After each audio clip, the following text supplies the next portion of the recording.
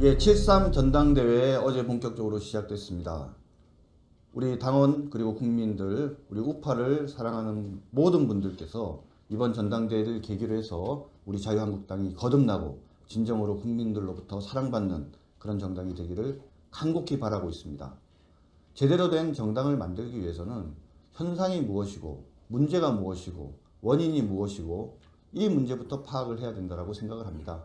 그런 면에서 우리 오랫동안 우리 자유한국당 입장에서는 정말 볼모지대인 호남 지역을 오랫동안 지켜오시면서 끊임없이 당을 향해서 호남 사랑을 외쳐왔던 우리 전희재 위원장님을 모셨습니다.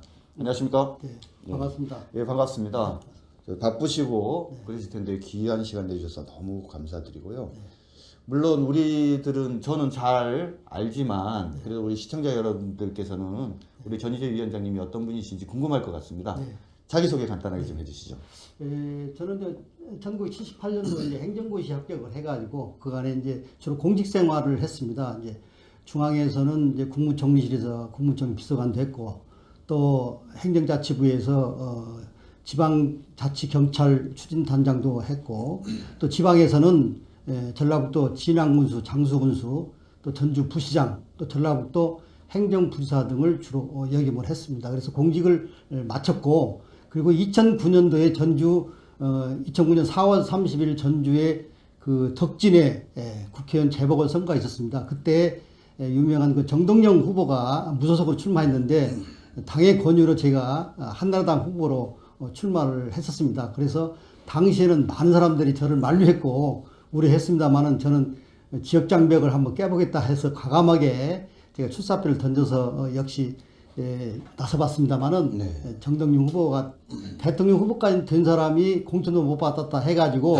지역 정서가 어머니 정동영 왔습니다. 이 한마디로 그냥 참패가 됐습니다. 그래서 이제 제가 그 뒤에 2012년도 9월 달에 또 중앙당에서 조직과가 특위에서 전라북도 무주진환 장수 임실 지역이 비어 있으니까 좀 대통령 선거를 좀 해달라고 좀 권유가 있어서 제가 지역 당협위원장을 맡았습니다. 그래서 2012년도 박근혜 대통령 후보를 위해서 열심히 선거운동을 해서 제가 호남 지역에서는 그때 당시 17.5%를 얻었습니다. 최고로 많이 얻었고 그리고 무주에서만은 22%를 얻었습니다. 박근혜 후보가. 그래서 이제 그런 공과 등등으로 해서 제가 2013년도에 그 5월 달에 우리 새누리당이죠. 새누리당의 사무 2부 총장을 제가 임명을 받아서 1년 3개월 동안, 만 1년 3개월 동안 이제 봉사를 했고 그리고 이제 작년 20대 총선에 또 전주 갑에 전라북도 정치 1번지입니다만 거기를 출마했으면 좋겠다는 주변의 요구에 의해서 저는 갑에 출마했습니다만 역시 낙선을 했습니다. 그리고 이제 작년 6월 달부터는 또 중앙당에서 전국위원회 부의장을 임명을 해서 제가 현재는 전국위원회 부의장직을 맡고 있습니다. 그 전국위원회 부의장직은 무지 높은 자리인데요. 네. 그 상임전국위원회 부위원장 그렇습니다. 상임위원회도 전국위원회 부의장이고 상임위원회도 부의장을 맡고 있습니다. 그 우리 전희재 위원장님이 이렇게 경력을 들어보면 뭐 행정고시도 합격하고 공직생활도 오래 하셨고 뭐 여러 가지 면에서 좀 훌륭하신 분인데 왜 자유한국당으로 출마를 하셨어요? 조금 참고 기다리셨으면 제가 보기엔 민주당에서 모셔갔었을 것 같은데요. 저는 원래 이제 공직을 하다 보니까 우선 기본적인 성향이 보수 이념을 좋아하게 됐고 그래서 가장 중요한 것이 제 성향이 국가를 걱정하는 보수 거기 틀을 기반으로 근간으로 하고 있고 당시에 그때 당시에 2009년도면 정말 전라북도가 한나라당 시절이었습니다만은 불모지되기 때문에 야 우리 지역장반 한번 깨보자 하는 그런 일념으로 제가 한번 나서봤습니다. 당시 박이태 당대표님 등등이 권유에 있어서 제가 출마했습니다만은 그러나 현실의 부역은 이해가 되지 않고 그러나 주변으로부터 많은 제가 참 염려를 많이 받았고 만류를 많이 받았었습니다. 사실 가지 말라고. 왜냐하면 전라북도에서 이 한나라당 당시 한나라당에 입당하는 걸로 그걸로 순장이 되니까 가지 말라고 많이 권유를 했습니다만은 그래 한번 용감하게 뛰어들었다가 결국 아직까지는 빛을 보지 못하고 예, 있습니다. 말씀하신 것처럼 사실은 본인이 보수적 성향을 가지고 있음에도 불구하고 호남 지역에도 출마를 하려 그러면 말씀하신 지역 장벽이나 그렇습니다. 현실이 있다 보니까 본인의 어떤 정치 성향이나 가치와 관계없이 민주당을 택해서 나가는 경우들이 많지 않습니까? 그렇습니다. 그렇게 되면 공직자들은 대부분 보수 성향이 강함에도 불구하고 지역 정서가 그런 민주당 성향이기 때문에 우리 새누리당, 자유한국당에는 일체 오질 않고 전부 그쪽으로 가고 있습니다. 정말 지금도 그러고 있습니다. 우리 자유한국당 입장에서는 그럼에도 불구하고 뺏지만 달라고 생각하셨으면 당연히 그 당으로 가셨으면 달고도 남으실 분이 그런 어떤 보수의 가치를 지키고 또 현실에서 문제가 되는 지역 장벽을 극복하겠다는 뜻을 가지시고 그렇게 출마해 주시고 계속 이렇게 지켜주신 분이시니까 정말 고맙고 감사한 분인 것 같습니다.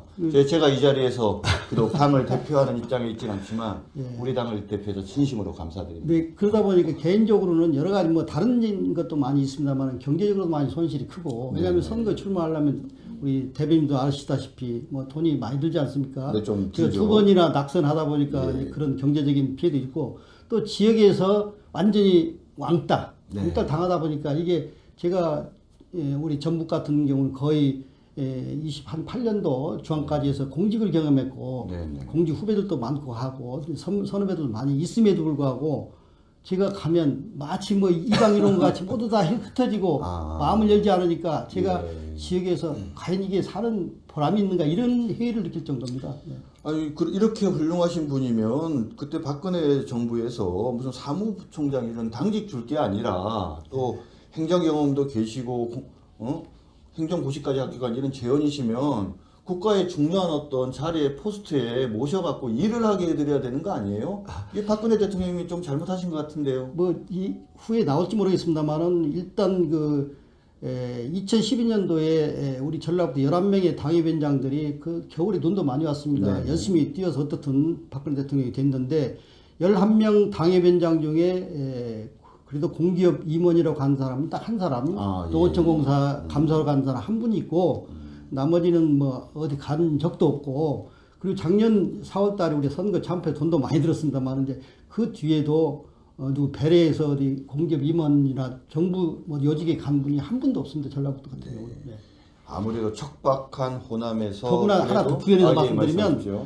저는 중앙당 사무 2부 총장을 내가 1년 3개월 동안 그 오래 봉사직 아닙니까? 월급직도 아니고 그런데 보수직도 아닌데 봉사했음에도 불구하고 뭐 그 뒤에 전혀 배려가 없어서 아마 사무 2부 총장이 본인이 원함에도 불구하고 어디 공기업이라도 가지 못한 경우는 아마 저뿐일 걸로 제가 생각이 듭니다.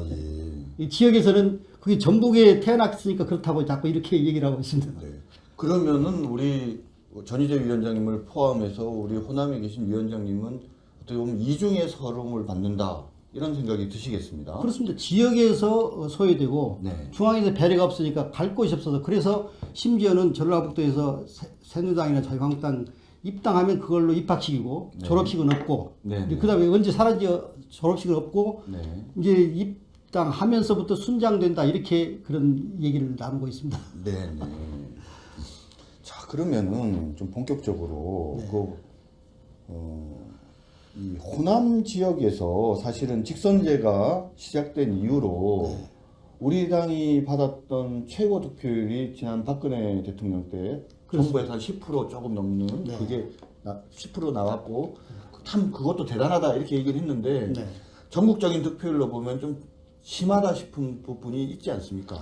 왜 호남에서 우리 자유한국당 우파의 본산인 우리 자유한국당에 대한 지지가 그토록 떨어지는지 그 이유가 뭐라고 생각하십니까? 그 호남은 뭐 지난 30년간 그러니까 1987년도 11월 12일 날 우리 평민당 그 김대중 당시 총재고 또 대통령 후보 13대 대통령 후보로 나왔지 않습니까? 김대중 대통령이 등장하면서부터 호남 사람들은 거의 맹신도와 같이 김대중 전 대통령 추정했지 않습니까? 그때는 뭐 반독재라는 그런 캐치프레이즈로 그게 동참을 했고 이제 그 뒤에는 정치 흐름이 이제 호남 대 영남이라는 정치 구도로 또 나뉘지 않습니까? 그러나 정치인들은 그거 즐겼죠. 영남은 영남 사람끼리 서로 지역 색깔 하다 보니까 당선되니까 좋았고 네. 호남 사람들끼리 이제 예를 들어서 민주당 네.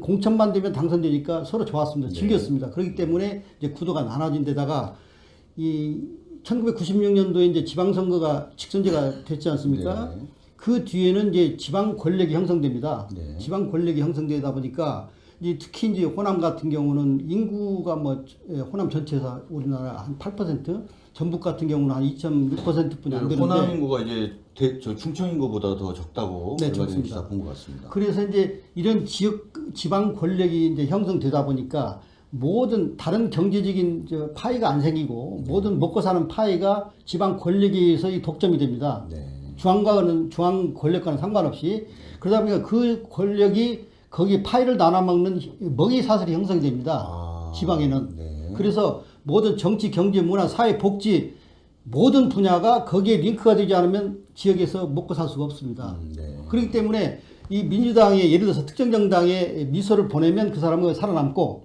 우리 자유한국당이나 새누리당 같은 데 미소 만약에 가입을 하거나 그쪽에 눈길을 주면 네. 그 다음부터는 이제 그 지역에서 매장이 되기 때문에 혼자 먹고 살든지 네. 아니면 완전히 소외되든지 둘 중에 하나입니다. 그렇기 때문에 지방 권력에 의해서 모든 것이 먹고 사는 것이 형성이 됐습니다. 이제 30년 동안 하다 보니까. 예. 그래서 그쪽 라인에서야 시의원, 도의원, 시장군수 또 뭐 경제사회 문화 모두 복지 이런 보정도 받고 하기 때문에 우리 당으로 올 수가 없습니다. 네. 오고 싶어도 마음속으로 오고 싶어도 올 수가 없습니다. 지금 되게 중요한 문제를 말씀하신 것 같아요. 과거에 호남이 지지하지 않았던 것은 반독재 때문에 그랬던 것이고, 그 다음에 소선거구제가 실시되면서 정치인들이 이용해서 영호남의 지역 감정을 이용했기 때문인데, 그 이후에 어떻게 보면 DJ가 대통령 정권을 잡고 난 다음에 많은 국민들은 이제는 지역 감정 문제가 좀 해소될 거라고 생각을 했는데 해소되지 않는 이유가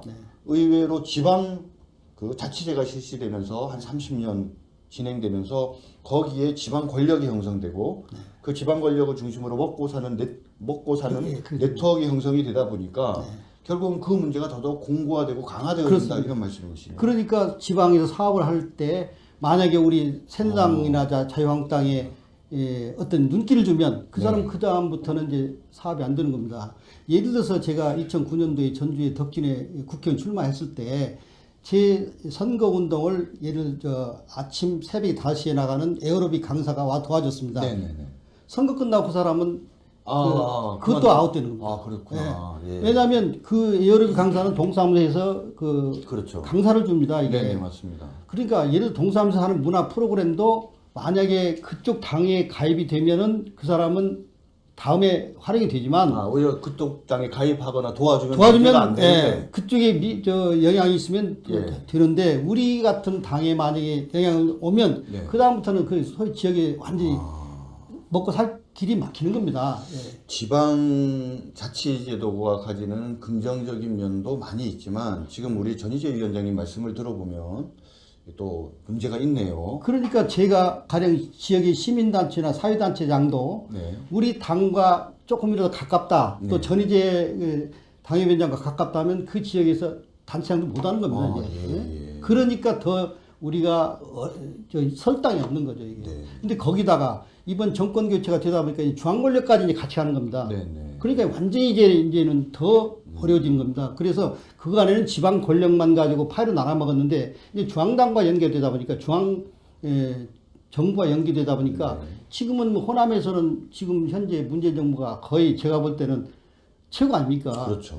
그 가령 총리도 전남지사가 됐고 그렇네요. 또 지금 가령 우리 박근혜나 이명박 정부에서 그때는 상상할 수 없을 정도 전북에서도 뭐 장차관이라든지 청와대 비서관이 막 많이 들어가고 있거든요. 그렇죠. 이명박 박근혜 때는 정부 때는 아까 가지고 인사 뭐 차별도 있었다 보지만은 청와대 뭐 비서관 하라고 간 사람이 없습니다. 그리고 심지어 기획예산처 예산 부서에 과장 하나도 없다고 어떤 자주 섞인 얘기를 했는데 그런데 지금은 뭐 거의 안집 드나들듯이 지금 하니까 엄청나게 신이 난 겁니다.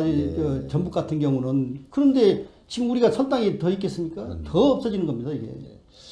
근데 뭐 좀 다른 얘기지만 역대 선거를 보면 사실 우리 자유한국당이 호남에 대해서 반성하고 구애하는 노력들을 또 전혀 안 한 것도 아니고 나름 노력을 했는데도 불구하고 호남은 참 지지를 받기 어렵다. 이 분위기는 단순하게 호남 지역에서 표를 받기 어렵다는 수준의 얘기만이 아니고 서울이나 수도권에서도 아무리 노력을 해도 호남 분들한테는 참 우리 당의 지지를 받기 어렵다. 이렇게 얘기들이 좀 있어요. 그래서 이 점과 관계돼서 어떻습니까, 이 점은? 제가 볼 때는 앞으로 정권 교체를 하려면 적어도 호남에서 15%가 나와야 아마 정권 교체가 이루지 않을까, 우리 당이 다시 집권하지 않을까 이렇게 생각이 됩니다. 이번 대선에서 호남에서 전체 아마 2.5%뿐이 없었는데 아마 이 프로테이지는 과거 김대중, 이해창 때 이해창 후보가 4.1%를 얻은 이후에 이 역대 선거 최악의 투표를 이번에 우리가 지지를 얻은 건데 이 심각한 문제입니다. 이 표를 앞으로 15%까지 끌어올려야 되는데 제가 볼 때는 쉽지 않은 것 같습니다. 근데 호남이 전체 우리 국민 수의 뭐 한 8%뿐이 안 된다고 하지만은 그러나 이 호남에 연계된 수도권이나 그렇죠. 타지에 나간 사람 연계망이 네트워크가 워낙 강하고 정치적으로 뭉쳐있기 때문에 목소리가 아마 다른 유권자보다 맞습니다. 핵분열을 더 가져갑니다. 그렇기 때문에 호남에서 15%라면 수도권에서는 훨씬 많은 핵분열이 나기 때문에 이 호남을 죽여서는 또 소외시켜서는 절대 집권하기 어렵다고 저는 보고 있습니다. 단순하게 호남 지역에서 나오는 호남 지역이 우리한테 표를 안 주니까는 아유 해도 소용없어 이래 갖고는 안 되는 이유가 그렇습니다. 네.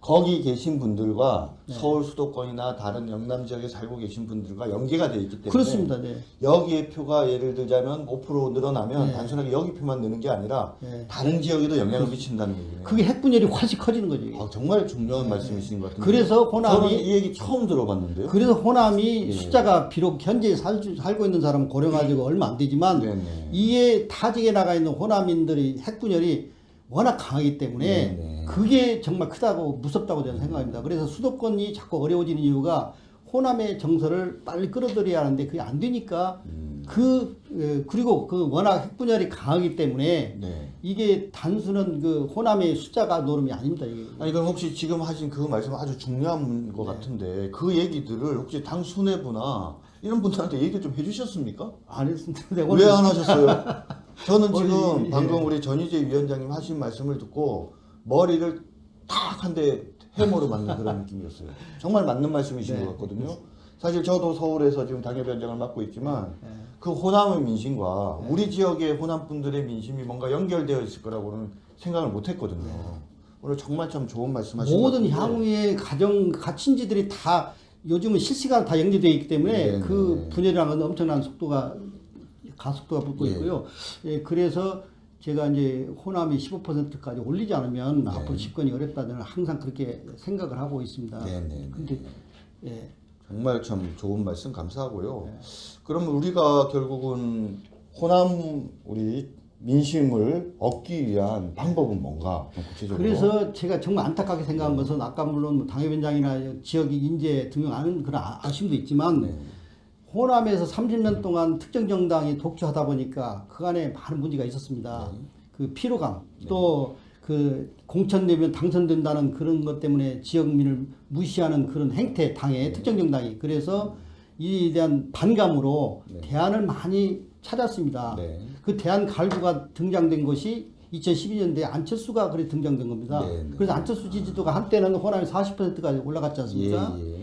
근데 그때 당시 그 공백을 우리 과거 이제 한나라당이나 새누리당 또 우리 자유한국당 이걸 호남 민심을 받아들였어야 하는데 그걸 전부 그냥 차버리고 포기한 겁니다.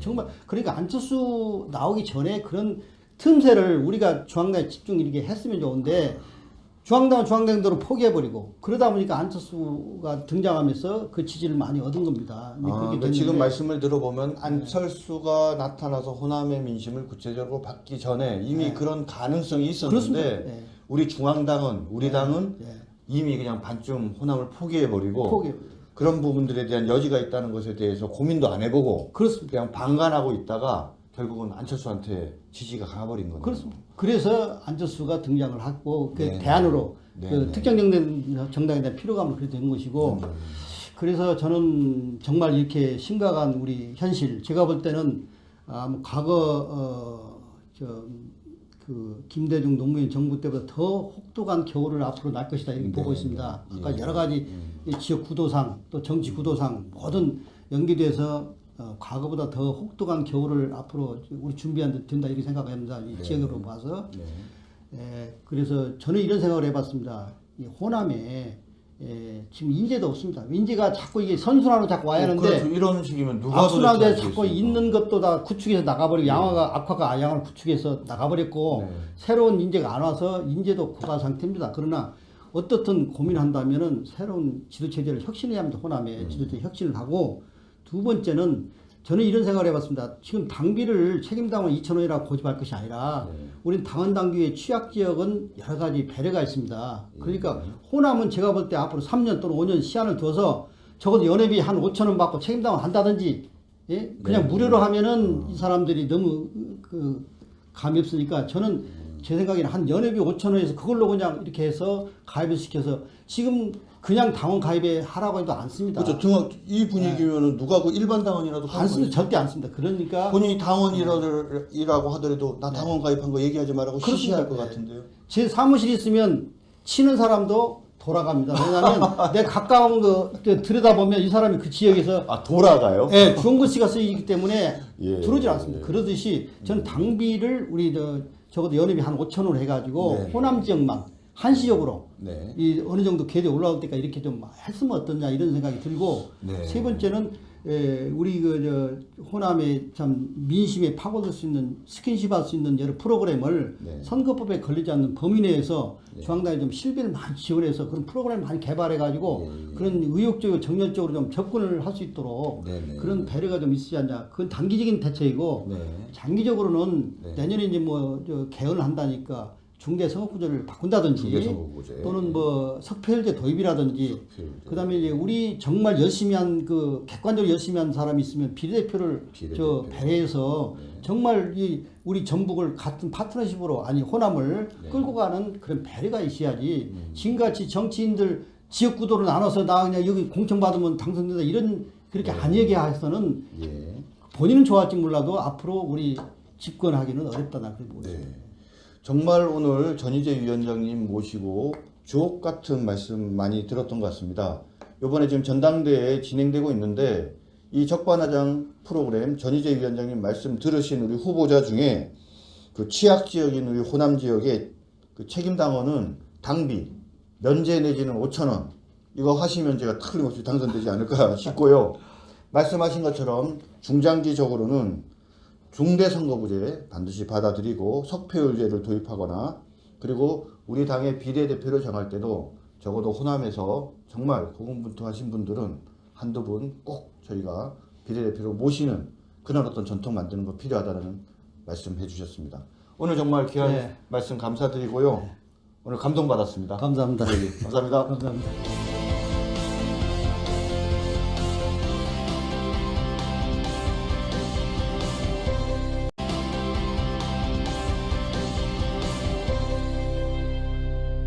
예, 7.3 전당대회 어제 본격적으로 시작됐습니다. 우리 당원 그리고 국민들, 우리 우파를 사랑하는 모든 분들께서 이번 전당대회를 계기로 해서 우리 자유한국당이 거듭나고 진정으로 국민들로부터 사랑받는 그런 정당이 되기를 간곡히 바라고 있습니다. 제대로 된 정당을 만들기 위해서는 현상이 무엇이고 문제가 무엇이고 원인이 무엇이고 이 문제부터 파악을 해야 된다고 생각을 합니다. 그런 면에서 우리 오랫동안 우리 자유한국당 입장에서는 정말 볼모지대인 호남 지역을 오랫동안 지켜오시면서 끊임없이 당을 향해서 호남 사랑을 외쳐왔던 우리 전희재 위원장님을 모셨습니다. 안녕하십니까? 네, 반갑습니다. 예, 반갑습니다. 바쁘시고 그러실 텐데 귀한 시간 내주셔서 너무 감사드리고요. 물론 우리들은 저는 잘 알지만 그래도 우리 시청자 여러분들께서는 우리 전희재 위원장님이 어떤 분이신지 궁금할 것 같습니다. 자기소개 간단하게 좀 해주시죠.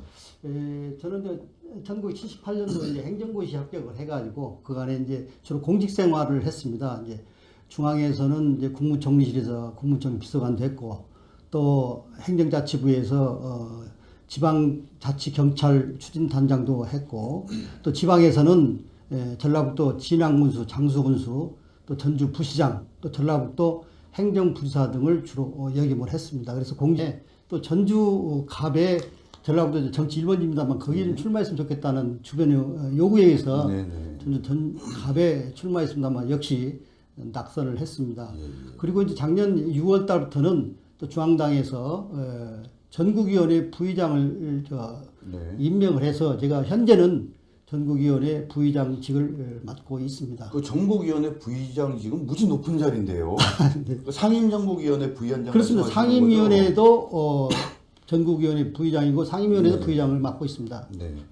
그 우리 전희재 위원장님이 이렇게 경력을 들어보면 뭐 행정고시도 합격하고 공직생활도 오래 하셨고 뭐 여러 가지 면에서 참 훌륭하신 분인데 왜 자유한국당으로 출마를 하셨어요? 조금 참고 기다리셨으면 제가 보기엔 민주당에서 모셔갔었을 것 같은데요. 저는 원래 이제 공직을 하다 보니까 우선 기본적인 성향이 보수 이념을 좋아하게 됐고 그래서 가장 중요한 것이 제 성향이 국가를 걱정하는 보수 거기 틀을 기반으로 근간으로 하고 있고 당시에 그때 당시에 2009년도면 정말 전라북도가 한나라당 시절이었습니다만은 불모지되기 때문에 야 우리 지역장반 한번 깨보자 하는 그런 일념으로 제가 한번 나서봤습니다. 당시 박이태 당대표님 등등이 권유에 있어서 제가 출마했습니다만은 그러나 현실은 이해가 되지 않고 그러나 주변으로부터 많은 제가 참 염려를 많이 받았고 만류를 많이 받았었습니다. 사실 가지 마 이걸 마쳤고 그리고 2009년도에 전주 2009년 4월 30일 전주에 그 덕진에 국회의원 재보궐선거가 있었습니다. 그때 유명한 그 정동영 후보가 무소속으로 출마했는데 당의 권유로 제가 한나라당 후보로 출마를 했었습니다. 그래서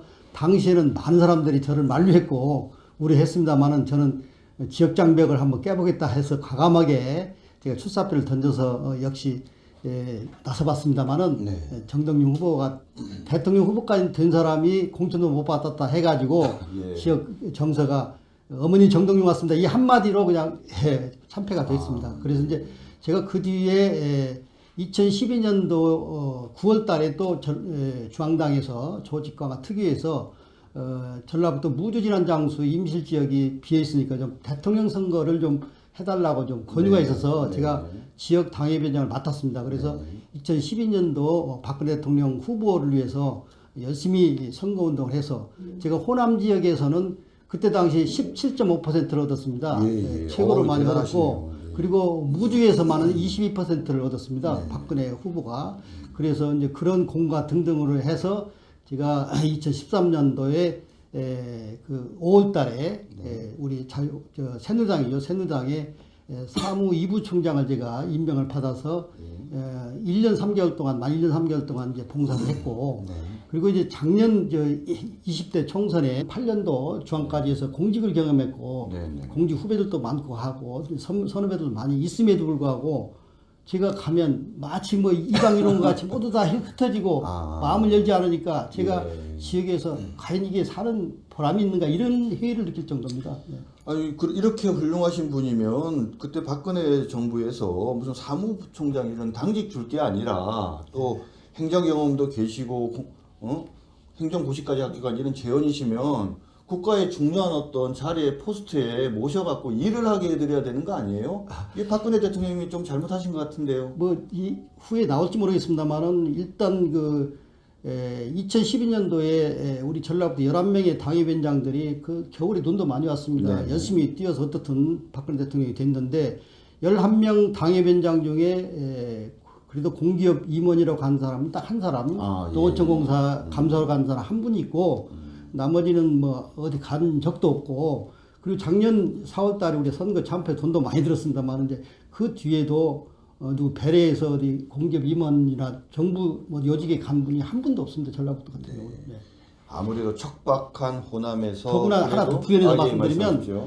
저는 중앙당 사무 2부 총장을 내가 1년 3개월 동안 그 봉사직 아닙니까? 월급직도 아니고 그런데 보수직도 아닌데 봉사했음에도 불구하고 뭐 그 뒤에 전혀 배려가 없어서 네. 아마 사무이부총장이 본인이 원함에도 불구하고 왜냐하면 전라북도에서 이 한나라당 당시 한나라당에 입당하는 걸로 그걸로 순장이 되니까 네. 가지 말라고 많이 권유를 했습니다만은 그래 한번 용감하게 뛰어들었다가 결국 아직까지는 빛을 보지 못하고 예, 있습니다. 말씀하신 것처럼 사실은 본인이 보수적 성향을 가지고 있음에도 불구하고 호남 지역에도 출마를 하려 그러면 말씀하신 지역 장벽이나 그렇습니다. 현실이 있다 보니까 본인의 어떤 정치 성향이나 가치와 관계없이 민주당을 택해서 나가는 경우들이 많지 않습니까? 그렇습니다. 그렇게 공직자들은 대부분 보수 성향이 강함에도 불구하고 지역 정서가 그런 민주당 성향이기 때문에 우리 새누리당, 자유한국당에는 일체 오질 않고 전부 그쪽으로 가고 있습니다. 정말 지금도 그러고 있습니다. 우리 자유한국당 입장에서는 그럼에도 불구하고 뺏지만 달라고 생각하셨으면 당연히 그 당으로 가셨으면 달고도 남으실 분이 그런 어떤 보수의 가치를 지키고 또 현실에서 문제가 되는 지역 장벽을 극복하겠다는 뜻을 가지시고 그렇게 출마해 주시고 계속 이렇게 지켜주신 분이시니까 정말 고맙고 감사한 분인 것 같습니다. 제가 이 자리에서 비록 당을 대표하는 입장에 있지는 않지만 우리 당을 대표해서 진심으로 감사드립니다. 네, 그러다 보니까 개인적으로는 여러 가지 뭐 다른 것도 많이 있습니다만 경제적으로도 많이 손실이 크고 왜냐하면 선거 출마하려면 우리 대변인도 아시다시피 뭐 돈이 많이 들지 않습니까? 네, 좀 제가 들죠. 2번이나 낙선하다 보니까 그런 경제적인 피해도 있고 또 지역에서 완전히 왕따 당하다 보니까 이게 제가 우리 전북 같은 경우는 거의 21